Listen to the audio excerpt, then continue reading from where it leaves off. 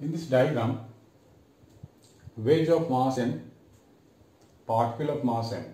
Now particle is released and it is hitting the wedge at some height h from the ground, and after that it goes horizontal motion, horizontal velocity, and then strike on the ground at a distance r. This is r given. And after striking we have to find the amplitude of oscillation of the wedge, right? The ball strikes the wedge and it strikes the ground at a distance r. Find the amplitude of oscillation of the wedge. Just note it down what is happening here. The ball is striking the wedge at this point. So after this, the ball is going like this with some velocity, let it be v1. Then there is some velocity obtained by this wedge by v2. The moment it strikes, it is about to start with the velocity v2. Now at this point, we can say it is an isolated system and there is no any external force acting on the system. So we can apply conservation of linear momentum. Before striking, there is no any momentum. I am talking about Px. Px means horizontal momentum of the system. The moment it separates by the velocity v1, we can write initial momentum 0.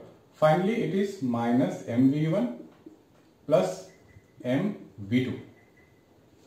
So we can write here, bring this term here, mv1 is equal to mv2. Therefore, v2 we can write mv1 upon capital M. This one. This is your v2. Now see this. It is a height. We have seen in the kinematic chapter, if some particle is going like this, velocity, and it is going to strike the ground at a height h, तो time क्या होता था 2h/g. बिल्कुल इसी तरीके से we can say that time for this. Now time we have calculated. Time is equal to 2h/g. It is the time taken to strike the ground. Now we can find range. Horizontal distance is what? Velocity into time. So velocity, time is given under root 2h/g. So we can say velocity is equal to r under root g by 2h. Now put this v1 here, we can get v2. So v2 is small m upon capital M r under root g by 2h. This is your v2 velocity obtained by this, right? Get it. Now we also know that this is the maximum velocity with which it is doing the SHM. So for maximum velocity, we know the formula Vmax is equal to A omega. We have done it in the basics of SHM. So, and we know that this is a K, this is M. So K is equal to what? M omega square. This one. So I can say K by M under root, it is omega.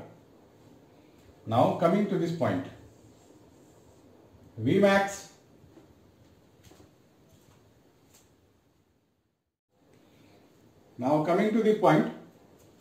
Vmax is equal to A omega and Vmax is this quantity. So I can write M by M r under root g by 2h is equal to A into omega is under root k by m. So you can calculate A from here. So m is coming out to be m by m r under root g by 2h under root m by k. This is your amplitude. So we can simplify it further. तो ये m into r बाहर रहने दो, तो ये हो जाएगा g m h k 2.